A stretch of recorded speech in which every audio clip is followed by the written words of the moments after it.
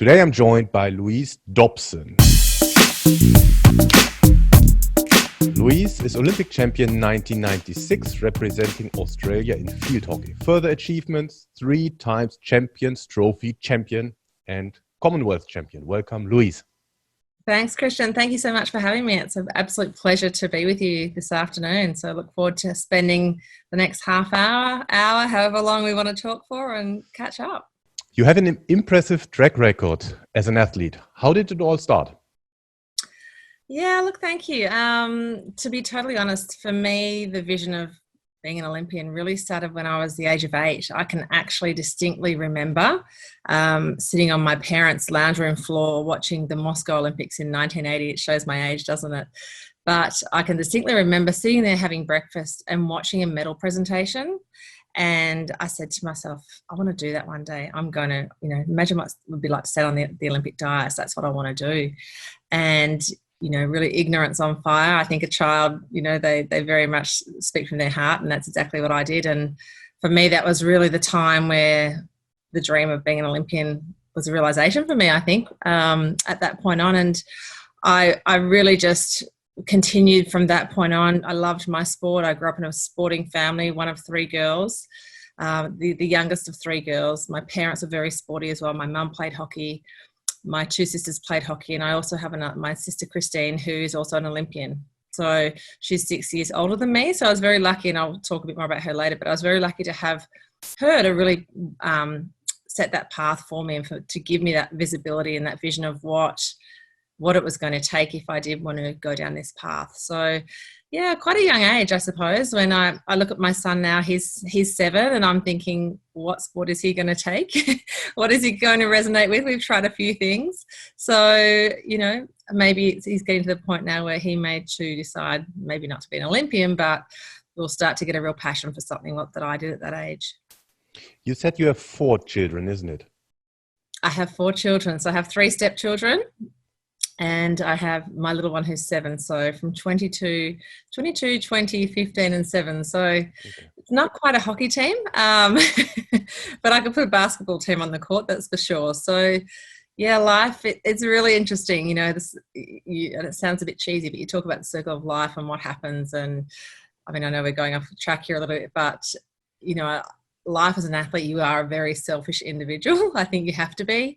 It is all about you. It's about the performance and the level that you set yourself at, and then, as you would know, take that sort of retirement, then transition, that time to settle into life after sport, back into the community, and then to have a family, and you become you're everything to them, so life does really change, but I wouldn't change it for the world. It's been, I've absolutely loved all my highs and lows in sport. At the time you don't think you do, but it's what you come out the back end of, and you learn so much from with this sport as well. That's I'm truly grateful for. Yeah, we'll get into that later. In your athletic life, what was your darkest moment? I would have to say missing the Sydney Olympic Games. That was obviously in 2000. And when the Sydney Olympics were announced in 1993 that we would have the Olympics in Australia, at that point, I hadn't even played my first game for Australia, and my parents had booked their accommodation. They booked their accommodation for Sydney as soon as it was announced. So I kind of felt the pressure.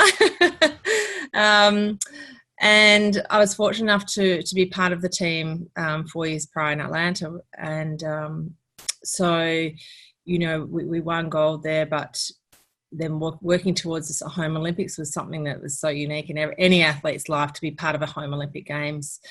And then to get so close, I was in that final squad.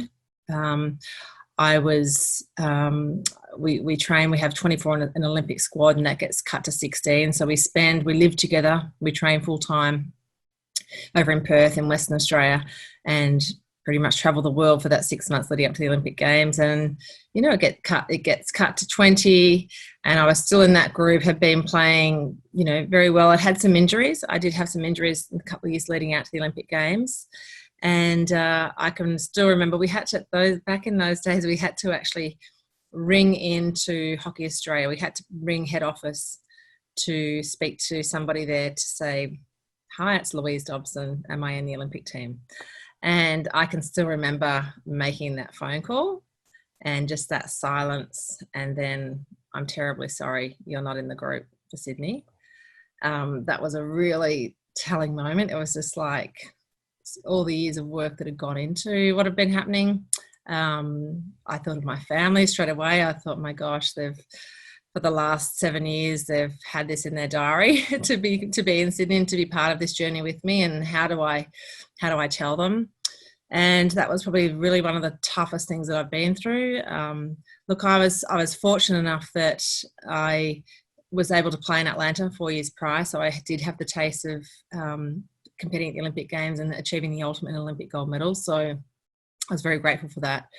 But I did have teammates who had watched 2 Olympic Games go by, but not only 2 Olympic Games, 2 Olympic gold medals that they had just missed. So as much as that is my darkest point, I still have to be very grateful for the opportunity that I had 4 years prior.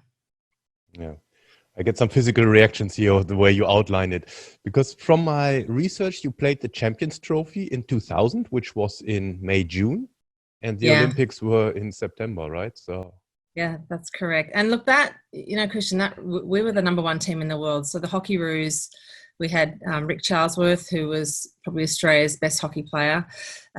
He took on the coaching role for the Hockeyroos after the Barcelona Olympic Games. Australia was actually ranked number 1 at the Olympic Games in Barcelona. A lot of them, unfortunately, got sick in the village. A lot of athletes got sick, and Australia finished 5th. So that was a disappointing time for them.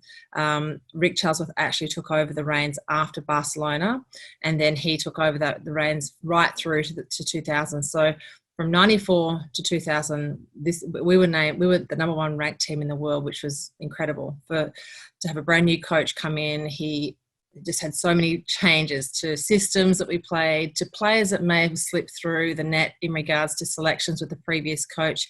He went back and a lot of those players came in. He just had a very incredible way of I suppose, assessing what he needed in the team and the dynamics that he needed and how he really changed hockey in Australia during that time. But we saw the team just get better and better. And, that's the thing from 96 to 2000, as an athlete, I thought, well, how could it get any better? How can this team get any better? But we got so much better during those 4 years, during that time. And that's the really, it's great being part of the best team in the world. But one of the hardest things is when you come to something like my situation in 2000, the Olympic Games, where I missed that selection. I know myself and the next 4 girls that missed it, we would have been in the starting lineup for the number 2 team in the world, because we have so much depth and we have built so much depth through that, particularly that last 4 years between the 2 Olympics.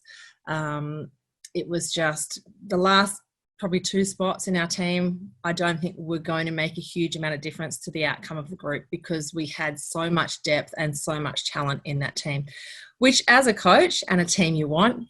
It's just really difficult when you're the one. And even, 2 or 3 days out from the Olympic Games, I was still getting calls from Rick Charlesworth saying, I need you to be training. They had an injury at the time. So that's really tough, because mentally you kind of, you're disappointed, but you have to stay very focused and very diligent with the preparation for yourself, but also for the team as well. So yeah, it was, I got to play in 2000. And like most of those players, I think there's only 2 players from the team that played in Sydney that did not miss a major tournament in the 4 years leading up to the Olympic Games. Now that shows you the strength and the depth of that group, but it also shows you the character of the coach in regards to Rick Charlesworth, where he never let any player get ahead of themselves in regards to their talent, their form. He very much kept an even keel, so to speak, amongst the team, where nobody sort of got ahead of themselves. He got rid of captains, vice captains, and had more of a leadership group, so that nobody was granted any ticket to the Olympic Games. It's just the way he was. So I was just it was just unfortunate for me that unfortunately it fell that way, that there was more flexibility in the team with somebody else than myself. But that's sport, isn't it? Yeah. But you returned to the team. You competed in Athens 2004, right? Yeah, I did. And, I came out of the Olympics after in 2000, and I took I took a bit of time to sort of really work out what I was going to do. I had just turned 28, and in my mind, I had this idea that, you should be retiring around that age. The average age of the team was about 25, and it's probably getting a bit old. And it wasn't until 2001, we had a lot of changes after 2000. We had 11 out of 16 players from the Sydney Olympics retire. So many players it was the best form the team was, but after that, there were a lot of players that retired. They'd been to 3-4 Olympic Games. And huge changeover. So new coaching staff, obviously new coaches that came in that wanted to sort of mark their own stance on how they wanted the team to play, the systems, all that kind of stuff. A lot of new players being exposed and playing their first international games for Australia as well. So it took me a little while to really work out what I wanted to do. And I then made the decision probably about 12 months after the Olympic Games that I did want to go again. I did want to have another go at winning an Olympic gold medal again. And I knew that this time I had to make sure that I wasn't going to be number sort of 13, 14, 15, 16 on that selection list, that I was going to be number 1, number 2, number 3 that they selected on that list. So I came home and really reflected on how I could get better, what could I be doing differently, to make sure that I was a really significant part of that team. And I was able to do that. The new coach had very much leadership role, so I was vice captain of the team for the next 4 years, which was great, something I'm very grateful for in that leadership role, to be able to. And I think also too, when you have new people that come into your group, I can remember being really invigorated by the younger players. Sometimes older players can be quite intimidated from when the younger ones come into the group. But I actually think it's like putting an old dog with a new puppy dog, isn't it? Sometimes it gives the old dog a bit of life. And I think that was sort of happening a little bit too, which I thoroughly enjoyed, to have the chance of mentoring some of these girls to come in who were part of our team and then ongoing from then after I retired. I absolutely loved. And, I had to really get, pretty honest with myself and just move on. You have to, we all go through these sorts of things, but you have to make a point of either putting a line in the sand and moving forward, or you're just going to get stuck in a lot of the crap that you let your head stay in. So that was a really conscious decision for me. Also, how could I sort of help embrace, obviously, the new group, and what could I give to some of these players, as well as really pushing myself to mentally stay in the game as well for another 4 years. And I actually really enjoyed it. I loved the challenges that came with all of that for myself, from being a leader as part of our core leadership group, really embracing a lot of these younger players and helping them to sort of get exposed to that world stage as well. And and just my game kind of went to a whole new level. I was really fortunate enough to pick up some great awards, play some great hockey in that next 12 to 18 months, where I was named the national player of the year and also the international player of the year. So, they were things for me that you don't set yourself on those awards, but you set yourself the challenges. And I was just, fortunate enough that some of those things came up as well, which I was really, that was for me a very pleasing thing to do. Yeah. And talking about the leadership, you have continued with that, right? You are mentoring athletes at this moment in time, or in the last years you have mentored athletes. Yeah, I have actually. I've been really fortunate enough to mentor some of the junior youth Olympians. So here in Australia, we do have a great program where the Olympians do stay in touch. The Australian Olympic Committee ask athletes if they would like to sort of mentor some of the younger athletes coming through, and some of the junior youth Olympians, which has been great. I've also been mentoring a walker here in Australia for the last sort of 8 months, I suppose. Sort of, it was in the lead up to Tokyo, but obviously that's all been put on hold now. So, you never want to, I'm never going to interfere with someone's sport, but you can only try and give your own personal view on your situation. I never like to mentor necessarily athletes in the same sport, because I think that's sometimes a bit too close. But I think there's a lot of things that we can share in regards to our experiences, both good and bad, from our sports, from a more general, a general setting, as opposed to, necessarily mentoring another Hockeyroo that might be coming through. So, and I love that. I really enjoy doing that. I love, having the chance to go out. We have here again in Australia, the Australian Olympic Committee have a program called Olympics Unleashed, and that is all about going into schools and helping children to unleash their own potential. So we talk about goal setting, and we talk about, I tell my story about, being their age and having this dream as just a kid growing up in country Australia, really, nowhere around world-class hockey facilities. I grew up on a farm, and I had horses and went to pony club and did all those fun things, but was a very sporting family. So it's great to be able to go back and relate to the kids and to share, the medals with them and just teach them the importance about vision and having a vision board. You can do that kind of thing at school, and setting goals and saying thank you to your parents. So I really do love going back in now, mentoring, whether it's the kids at school or whether it is athletes. I absolutely love that, and that's something that I feel I can give back. Yeah, we're going a bit off script here, but I think it's interesting. What do you think are the main challenges of young athletes when you mentor them? What comes back to you? I think some of those main challenges, this is not necessarily me mentoring them, but I think one of the challenges for everyone these days, and I don't know if I would want to be playing right now with social media. I think social media is such a challenge. I think that's a really difficult one in itself, and because people can engage so much more in your life as well. I think that's a bit of a challenge for athletes generally, not just mentoring. But I think people can get persuaded by things through social media. We can tap into things. It used to be just the newspaper and put it down, and you wouldn't read it when you were training. Whereas now, like kids, I think social media, there's no break for athletes, or there's no break for children because of social media. So I think that's just generally a real challenge for people as well. I think, I don't think it's a challenge, but I think sometimes athletes wonder, as I said before, I prefer not to be involved with athletes that I'm mentoring from the same sport, because I don't want to give that biased opinion on what I feel about that. But I think, honestly, there's more benefits than challenges, to be totally honest. I haven't found too many challenges with what I've found with the athletes that I've been mentoring. The hard thing is that you can give advice, but sometimes you have to let the athlete actually physically feel the outcome of what they may go through. So I can give them advice of what they can expect might happen. But I think sometimes that's the difficult thing, is you actually have to feel it, and you have to go through that to understand really what it's about sometimes, whether that is, missing out on something, or whether it is being so close to having that medal, or just missing that final by 0.2 of a second type thing. I think it's so hard when you can sit back. It's like parents saying, "I told you so."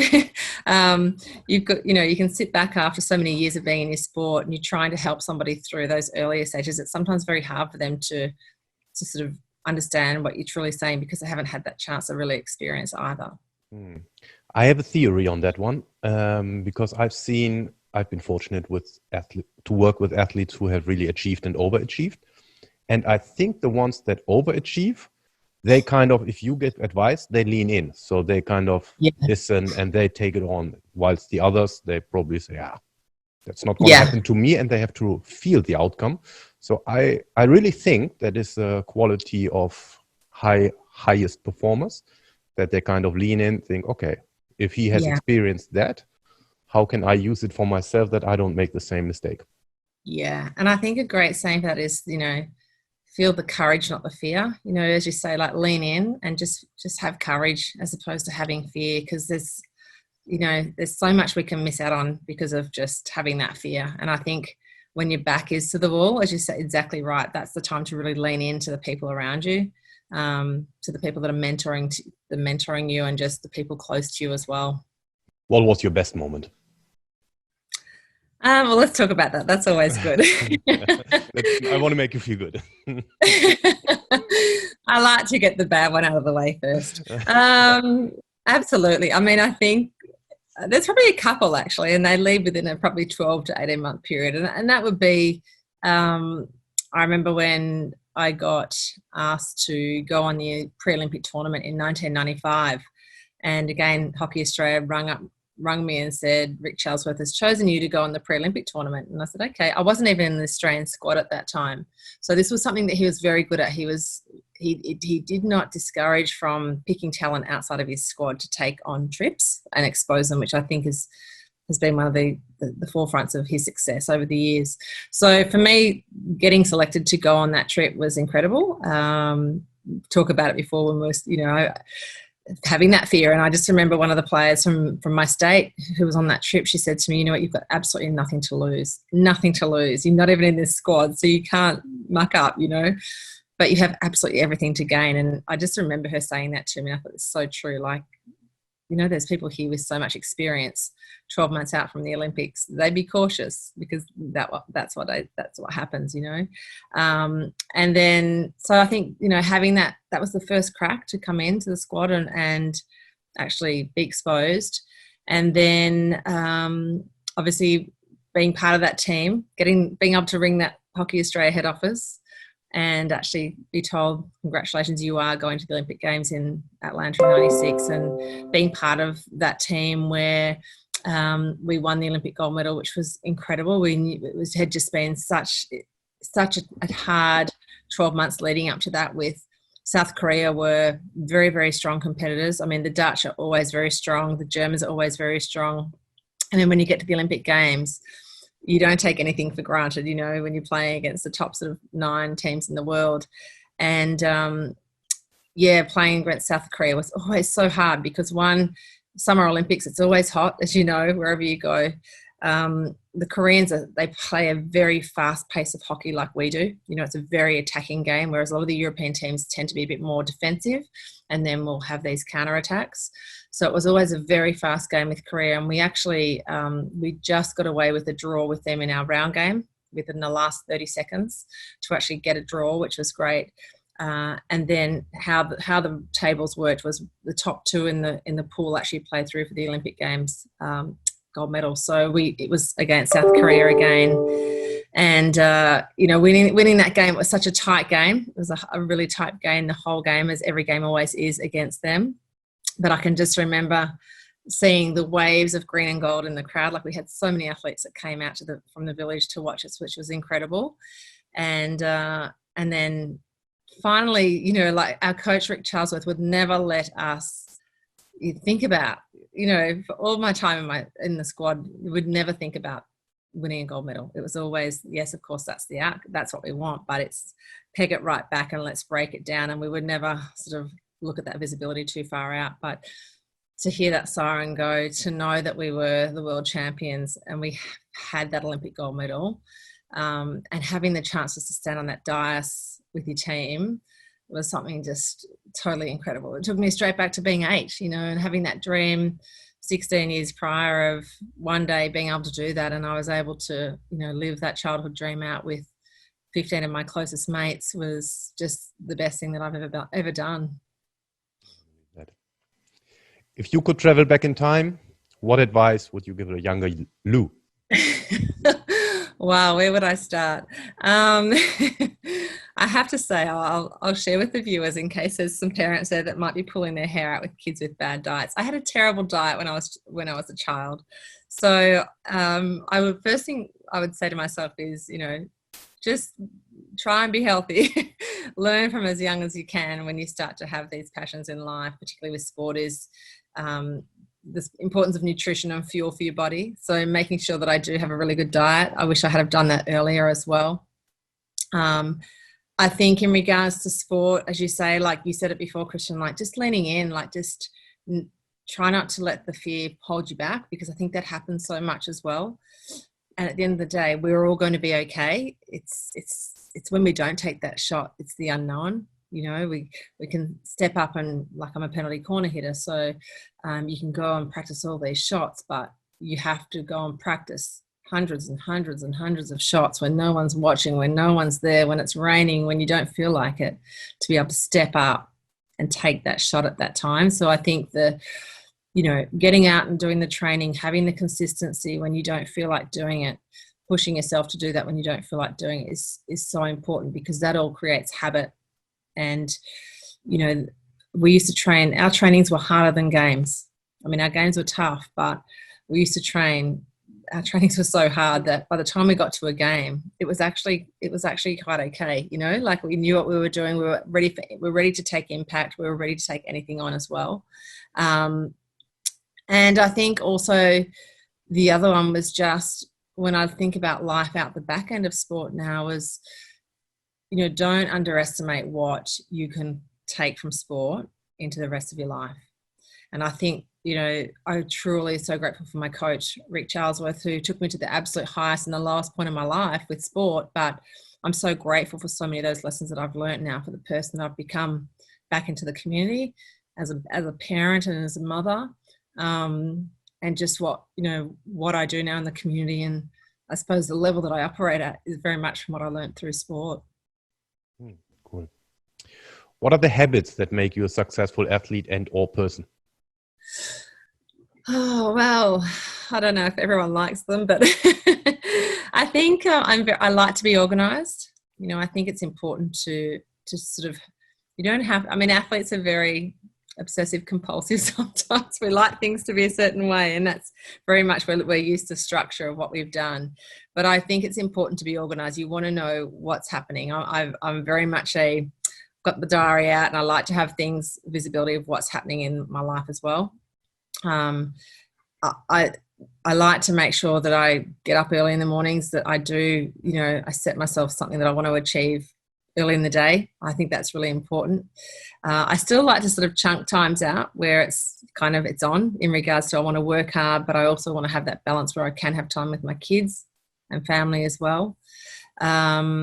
And I think just, you know, one of the other things, okay, I obviously don't play elite sport anymore, but just staying active and staying healthy is so important, just not only for your body, but for your mind. I think that's so important as well. And I don't know about you, but I think when we've done this for so much of our life, it's very hard.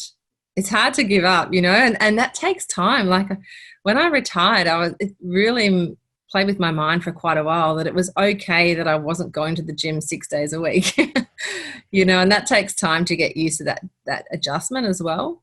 But I think that, you know, being around people, like-minded people, people that are quite driven, I think for us, because we are in the top 2-3% of the community because of what we've done, and we are high achievers. So you still need to feed that fuel. I think you still need to be able to feed that to yourself. So, you know, they say you become the average of the 5 people you spend most of your time with. And I say to people, and I say to kids, and I say to teenagers especially, you know, who you're hanging around with. Who are you hanging around with? Are you really being true to your heart with the people that you're with? Because you need to be the best that you can be, you need to have a look at the people that you're surrounding yourself with as well.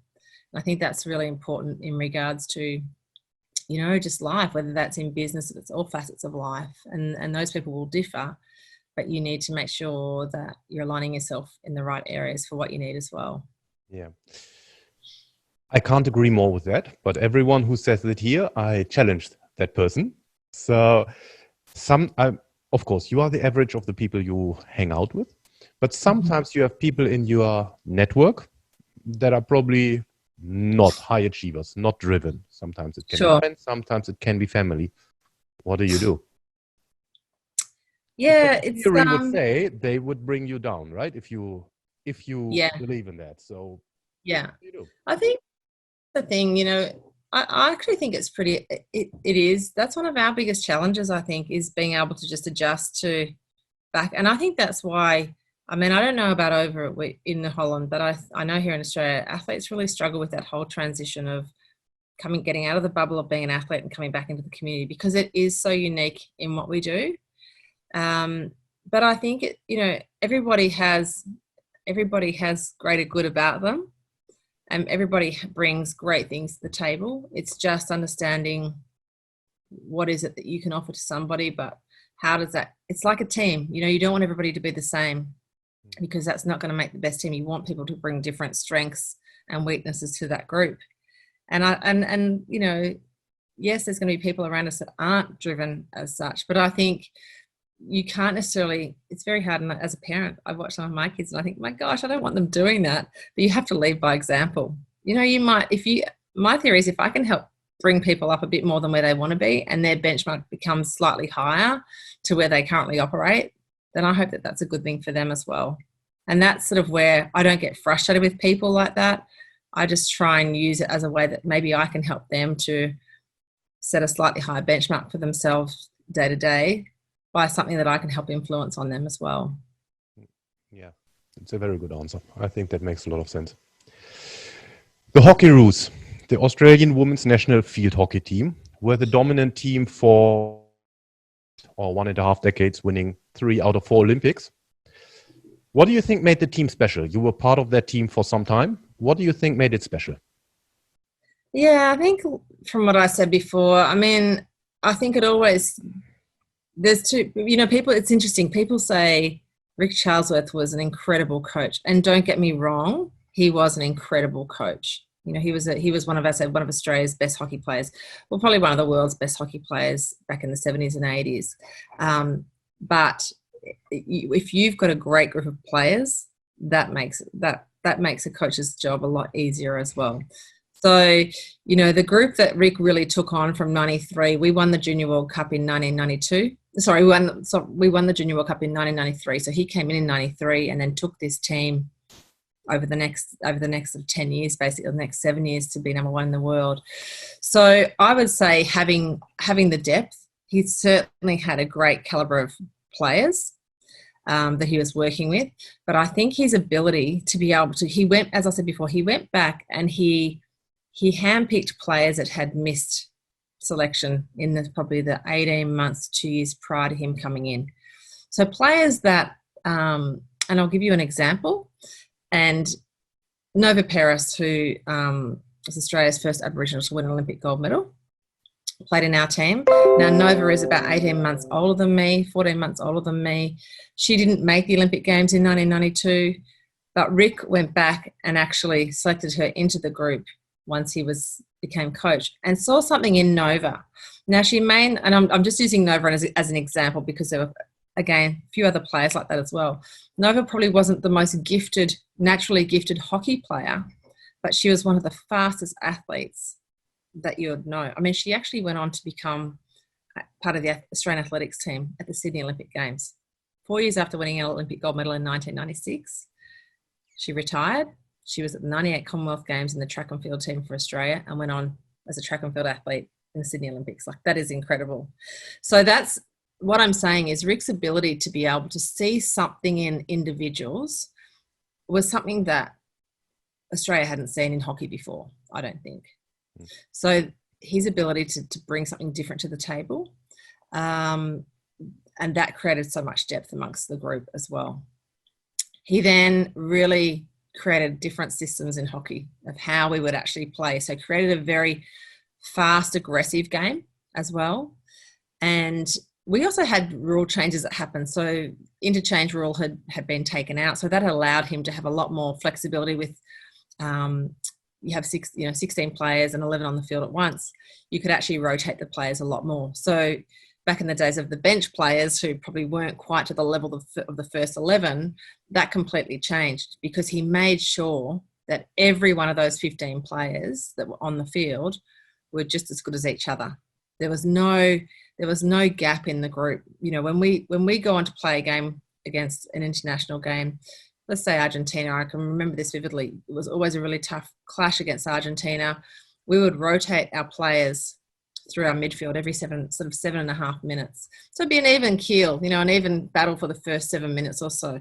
But we'd make that next substitution. Fresh legs come on, same level of skill for these people. And you could just slowly start to break some of these teams because we just had this way of just rolling progression of interchange with players that just allowed us to slowly break them and really then just counteract that attack from then on. So the way in which we played hockey, the systems that we played, the depth of the players in that group as well.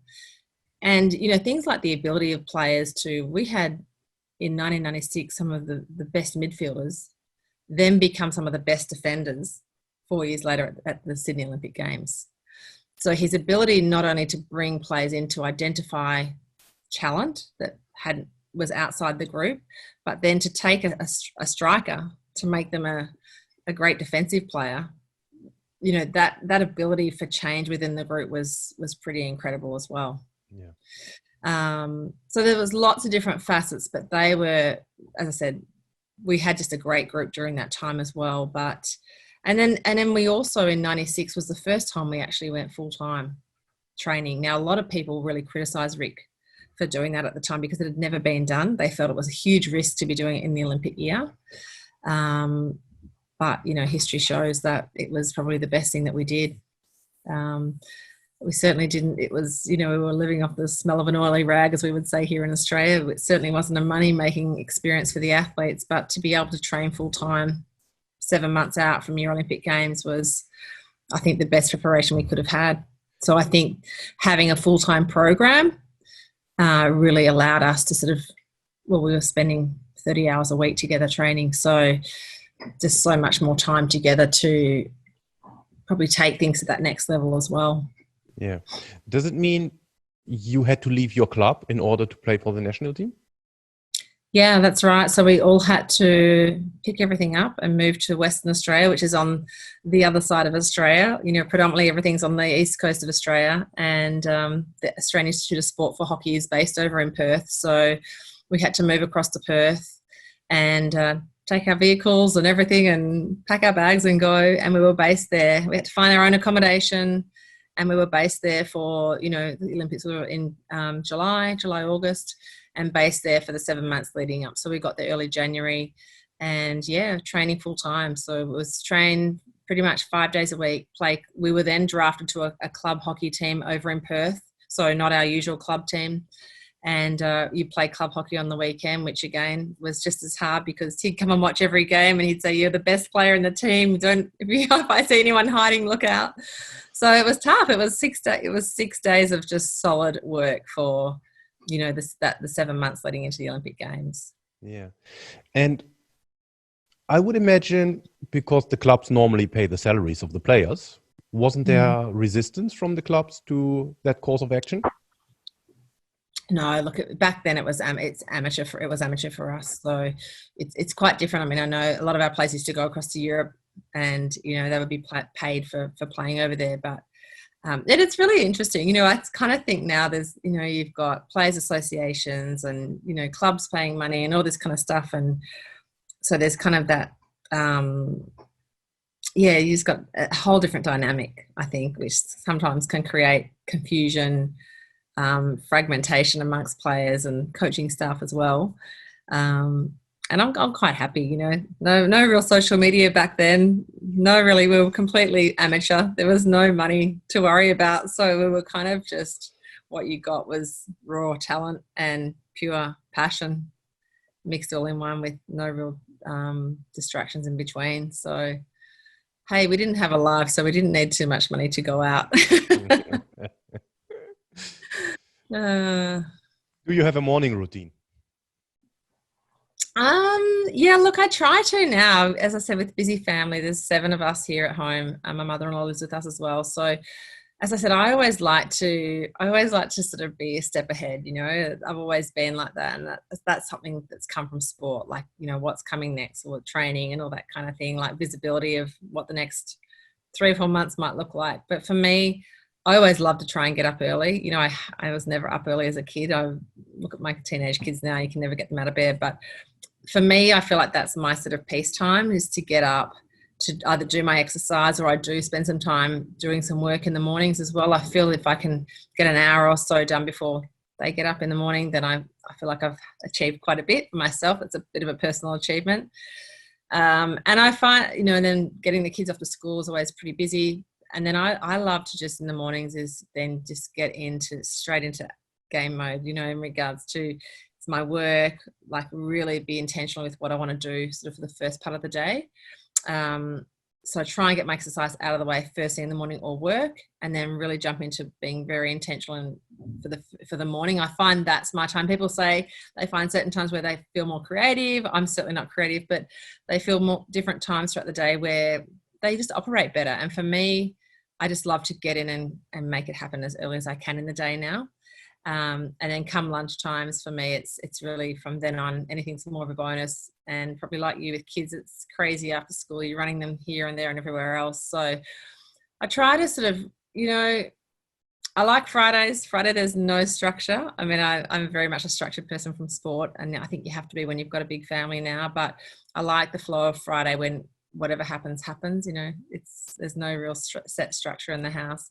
But I do like to certainly have that time for myself in the morning because I feel that that's time without anybody, and I can just set myself for what I want to achieve for the day or the rest of the week as well. Cool. How do you prepare for important moments?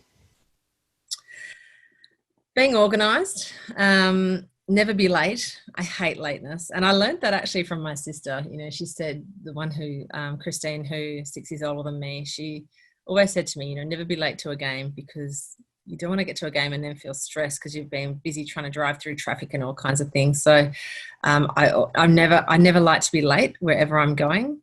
I think knowing, you know, do your homework. You don't have to know everything, but you need to understand what it is, whether that's something that you're going to speak about, whether it's someone you're meeting with. You want to do some research on people as well. So you kind of got that visibility and you are proactive. You're not being reactive as well. So I always say sort of lead the moment as opposed to move with the moment. Move with the moment. You know, you want to be leading that moment forward as opposed to sort of being pulled through it. So, you know, I always like to be organised, be kind of a step ahead if you can. Not everything's going to go to plan, so understand that will happen and that's okay, and not to get, you know, don't get jolted by that either. But preparation, I think, is key, definitely, for me. TheOlympics.com.au states you were a feared penalty striker. What makes a good penalty striker? Because that's really where you have to be prepared for important moments, right? So, and you can see in penalties, some people rise to the occasion and others don't. Yeah, exactly. And I think, you know, so much of that starts from the moment that the penalty corner is won. You know, it's like in a penalty shot in soccer or anything like that. It's as soon as that whistle goes, that's your preparation. So I played it as a defender. So I used to have a good, probably 40-meter walk up to the penalty corner shot. So a lot of thinking time, and that can be good, and that can be bad. So you know, we talk about preparation, but I think also it's just part of that is having key set things in your preparation. So as I certainly had certain things that I would just focus on, whether that was my breathing, whether it might have just been things like touching my stick a certain way, looking at my coach, seeing what the signal was going to be for what that was. But I think, you know, key preparation, and again, that's really why it's such a big part of me, is just keep it simple. Don't think too much about it. Feel your way through it. You know those trigger points, but also too, in preparation, as I said earlier, it's the countless hours of training yourself of you know, slightly, I mean, a hockey stick, you can slightly turn it like a golf stick and it can give you a completely different feel of where the ball may go. So getting to know the touch, I know that sounds a bit weird, but getting to know the touch of what you need to strike the ball properly, for it to be hit the sweet spot, to visualize as well. And just, I never used to let the people distract me. I knew what I was doing. I knew the job that I had to do. I just had to focus on the person that was pushing that ball out and the person that was stopping the ball for me, and just execute that plan that we always, you know, that I've spent so many times out training with not only my girls or my teammates, but just so many times on my own. And just, as I said, slightly altering how I may hold the stick, like how that's going to come off, how's the ball going to come off that when we do that, and understanding you've got to learn to know the feel. You've got to feel it to know that it's right, and that just becomes like an IP in you where you just turn it on, and that's all, takes a lot of time. And that's what I say to people now. When you're learning a new skill, it's not going to be here and you're going to keep going up. You're going to go down before you go up, and that's really risky, particularly in something like what we did with sport, where you've got selection happening all the time. You don't want to do that. Like, people say, no, I don't want to try something new because I know I'm going to have to go backwards. But as you said before, you've got to be prepared to lean in and take those risks, to step back a little bit to get the gain from that as well. So a lot of that happened for me, just over my period of playing as well, where you just change things, but you've got to trust yourself that that's just a phase that you're going through to get to the point where you can execute, as you say, in those final Olympic finals, or those key times where you have to put the ball in the back of the net, but you've done the work over and over and over to know that you're capable of doing it, and the minute percentage that it takes to either make it happen or not make it happen. How do you overcome setbacks? Yeah, look, again, it's sort of two roads you can take, isn't it? You can either shut the door and feel sorry for yourself and blame others. It's always very easy to blame others. Or you can look at, I suppose, like what I did in regards to 2000. I certainly sat back to start with, and did I blame others? Maybe. It's the first thing you can do, or you feel like you're doing. But I think just being honest with yourself. For me, it's like, well, what could have I done better? Like, what was good, but what could have I done better? How could have I made changes? And I'm, no athlete. I mean, I'd love to have met an athlete who's never had a setback, but I think the setbacks are what make you. It's all about the recovery. How quick someone recovers, how they recover from the setback, I think is what makes the talent of the athlete, but not only the athlete, of the person afterwards as well. Yeah. Like, you can sit and it can really, you can miss Olympic Games or miss something. It can mess with your head for the rest of your life. And life's too short to let something like that affect you for that long. But it's so important, I think, and how you choose to recover. And the recovery, I'm so adamant about, is what makes the person in themselves and whatever that situation is that they've been through. Yeah, that reminds me of Pat Cash actually said the same to me, that I don't know the English expression, but basically he said, iron is sharpened in the fire, right? So you have to go through that, and that is something he lived by. Yeah.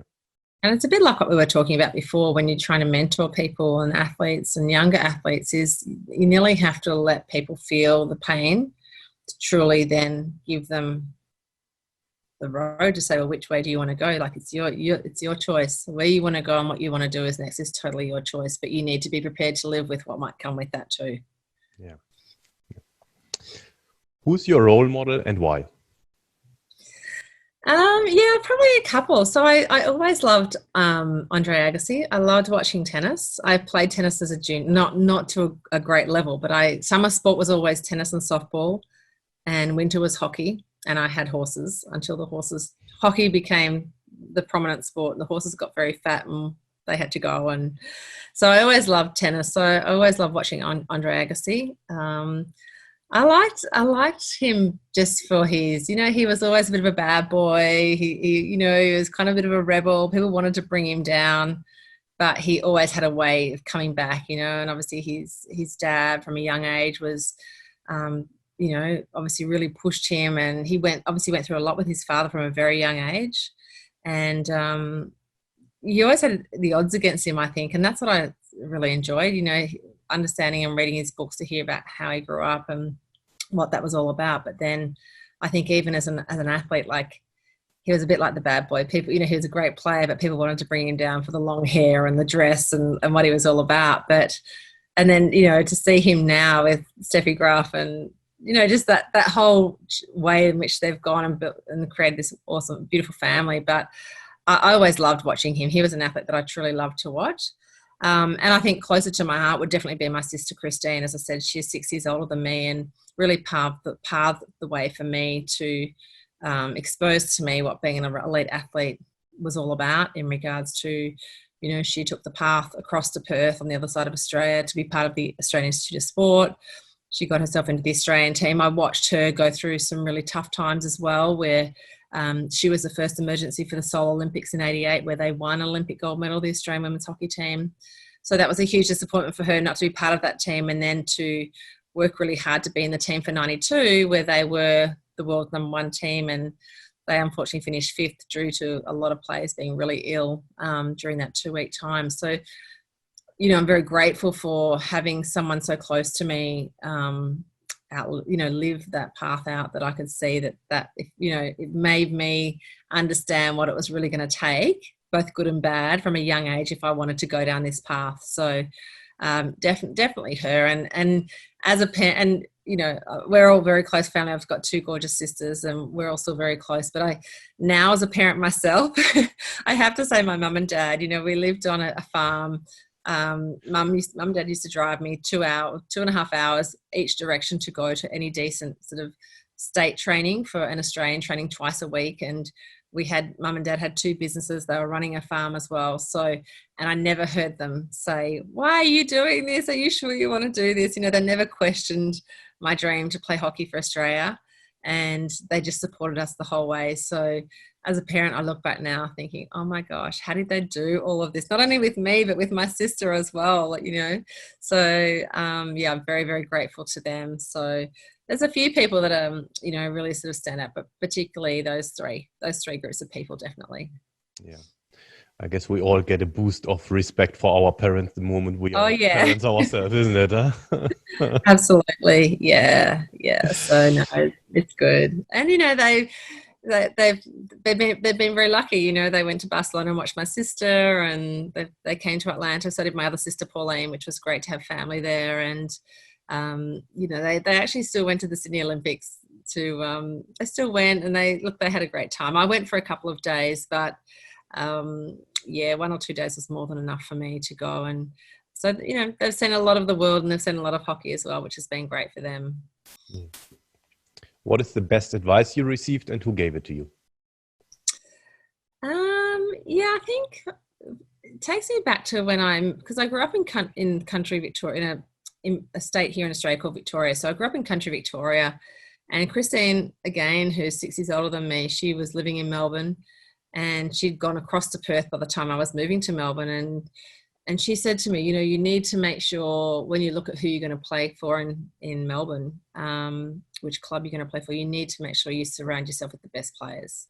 So you need to go and play with a club with the best players who play for Australia and play for Victoria.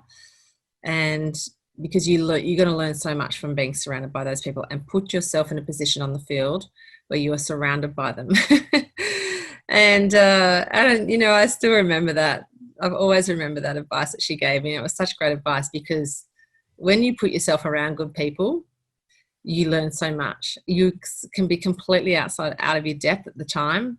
But for me, I learned where to pass the ball to, how to pass the ball as well, and how and where to receive the ball, and just learnt so much about the game of hockey by surrounding myself with some of the best players in our state and in our country at that time. And for me, I was just a country girl coming out of this small country town, had never been exposed to the big city, and, playing on AstroTurf and playing at world-class sort of hockey centres. To be surrounded and be out of my depth, I suppose, is probably a good thing to say, is, don't be afraid to be out of your depth. But if you're going to be out of your depth, have good people around you that you can learn from. And that's something, is really, I think, you can take into life. You might be going into a work environment, or, I don't know, a passion of yours where you might feel you're completely out of your depth. And I would just say to people, make sure you've got great people around you that you can learn from, because if you have that, then you're going to go through those ranks a lot quicker and learn so much more from being vulnerable. But as you say before, lean in and just soak in what you can learn from those people around you. Back in the days, how did a typical training day look like? Back in the day. Yeah. So as I said, it was 5 days a week, full time. So that was the first time we went full time in 96. And it would be, pre-season, before we get over to Perth, was a lot of running for us, because it's, such a physical sport, a lot of running. We do a lot of running. Weights and strength and conditioning has changed so much now, Christian. You're an expert in this space, but we used to do quite a lot of heavy weights when we were training as well. But in Perth, I would say it would be, a skills training for 2 hours. And when I say skills, we did not walk for 2 hours, literally. Like, Rick was constant in regards to just the demand on us. So it'd be a training session for 2 hours. It would be a lot of skills training. You jog back out to get your drink bottle, jog 2 laps of the hockey field while he sets up the next lot of drills, and then you keep training. So skill sessions were really tough. They were 2-hour trainings. We had a lot of video analysis as well. Again, that was not physical, but obviously just quite mentally challenging, particularly when you're tired as well. We used to do weights 3 times a week. We used to do yoga 3 times a week. Now, yoga is such a normal, a mainstream thing to do these days. But again, like what I said before, when we went full-time at the Olympics, no one had ever done yoga. So everyone was like, is this man crazy to have this team not only training full-time, but to be doing yoga?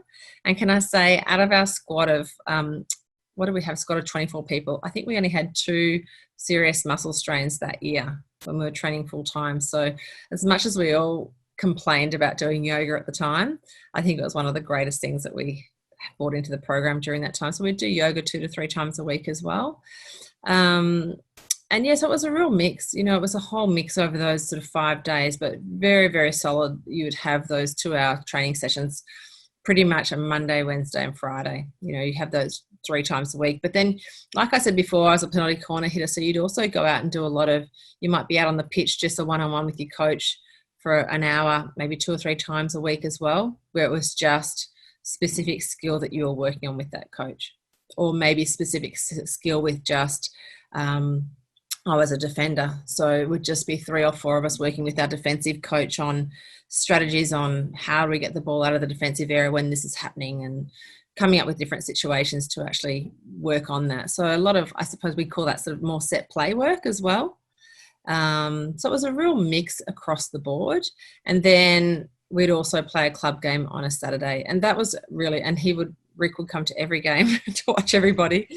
So that was a chance to, I suppose, really be like a key leader in those games. You know, he really he demanded the most from us in those games as well, but also a chance to try some of those things that we've been practicing throughout the week, because club games are still important, but it gave us the license to be able to certainly try some of those things that we might have just been learning as well. So, you know, as much as sometimes we were like, really, do we have to play club hockey as well? We're exhausted. It was a platform for us to really play out some of those new skills that we were all utilising as well. Cool. Do you want to nominate someone to be interviewed? Well, I've got a couple of people actually that I was thinking about. Please. So Susie O'Neill, who's a very well-known Australian swimmer. She's a 3-time Olympian, a dual Olympic gold medalist. So she won gold in 1996 in Atlanta when I did, and also finished on the Sydney Olympic Games with an Olympic gold medal. Known as Madam Butterfly here in Australia. So she won everything. She's a triple Olympian, and she now she's a mum. She's got two beautiful children. Her husband's a doctor. She now works in radio here in Australia. So she was someone that I thought would be great to definitely speak to. And then there is another lady called Michelle Griffith-Robinson, who is a UK triple jumper, so an English triple jumper. So she again also competed at the same Olympics 1996 as I did, but then also went on to be a dual Commonwealth Games athlete, so 98 and 2002. And we've just, we just connected through Instagram on hashtag Olympic Mums, which is always nice to sort of find your Olympic community. And she's a great business mentor and mentor to people in the community now in in the UK. So I had 2 different ones, Christian. I'm not sure who you wanted to, who we can talk to, but I think both of those women would be outstanding. Both of them. Too.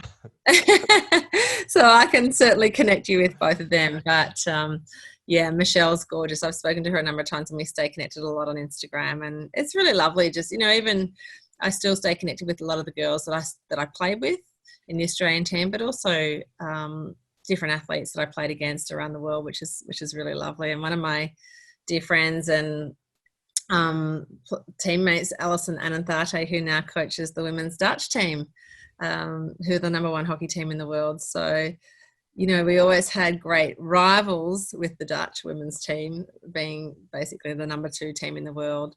it was like going to war. Can I say that when we played the Dutch? I just loved coming to Amsterdam. Amsterdam, I'm so jealous that you're sitting there. Amsterdam's my favourite city in the world.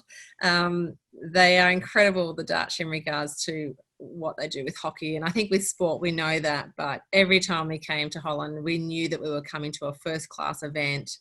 Not only was the hockey great, the atmosphere was huge, the partying afterwards was incredible, and just beautiful people, beautiful, fun people, and just world-class hockey. So it's great to see Alison coaching the women's team over there. And, I really hope they do very, very well in Tokyo in 2021. I have no doubt, as the number one team in the world, that they will do very, very well. So it's going to be very exciting. It's been pretty tough for all the Olympic athletes, and as you would know, Christian, you're part of that movement with the strength and conditioning coaching staff. But I don't know, it'll be so tough for the athletes. But I think now they've got some visibility on 2021, and it's great to see the athletes now being able to get back out and get into training and finish those qualifications that they all need to get across to Tokyo in next year. You are now a business owner, and in our pre-chat, you were quite enthusiastic about what you're doing right now. Can you tell us more about what you're doing? Yeah, sure. So, transition, as I said, is something that I found, it's a space that I think is always challenging for athletes. We live in this bubble of sport when we're in it, and then to come out into the community is very tough. I started university when I was playing, but I never actually finished a degree. So I came out of it thinking, what was I going to do? And one thing I worked at was I loved talking to people. So I actually got into corporate. I worked in corporate Australia for over 12 years and worked in business development and sales roles, which I absolutely loved. And sort of fast forwarding after having my family and taking on an instant family as well, I knew that corporate really wasn't going to stand up for me with the demands of home. But I love business development. I'd started another business after I finished playing as well. So I knew I loved business development, entrepreneurship, working for myself and having that flexibility. And as a family, we travel a lot. So we're very lucky to be able to travel to Europe quite frequently and also here in Australia. And I came across a business opportunity that I was looking for a business opportunity, but I certainly wasn't looking for this. But it's in the health and wellness space. It's a global business. And the great thing is that I get to run this. It's like having my own franchise. So I get to run this business from wherever I am, from my own mobile phone. I take it with me. If I want to go to Croatia, I run my business from Croatia. But the great thing that I love about this is I get to really implement a lot of those, I suppose, a lot of the things that I learned from sports. So, and the things that I really missed from giving up my sport. So those leadership roles, the mentoring that I was talking to you about. I now have an incredible team that we're growing globally, and which we can then help other people create a great team environment and have something also that, that they want to build for themselves. And the thing that's really struck me, I think, coming back into community, but also with this new business that I have, is so many people put so many limits on themselves.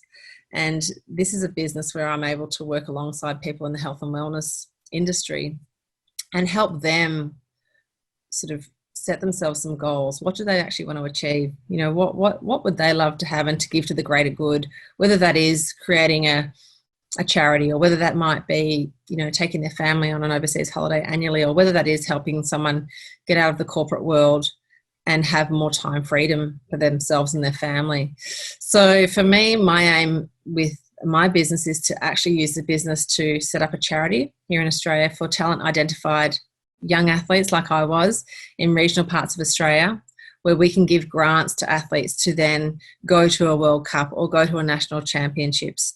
Because I just saw so many children that were so talented, but their parents, for whatever reason, just couldn't afford to do what my parents did, and that was to take us, to spend, 8 hours a week on the road to take me to, to Melbourne, which is the hub of hockey where I lived, to be able to play for Victoria and to play for Australia and then to go on to be an Olympic gold medalist. So I'm using this business as a way to give back to the greater good and give back to the community. And in the meantime, I get to help so many other people create so many more choices for themselves along the way. And yeah, I'm just loving that feel of what it's giving me at the moment, and being able to give back to so many more, not only in my community here, but globally. So Alison Annan, as I mentioned, she's a great business partner of mine, and we don't have products that we can distribute into Holland yet, but because she's an Australian citizen, she can run her business, because it's stockless, she can run her business online from wherever she is in the world. So it's pretty cool like that. And I'm finding a lot of athletes are really keen to reach out and touch base in regards to, seeing what that's about. And as we said before, aligning with people that are quite like-minded. And that's been a great thing as well.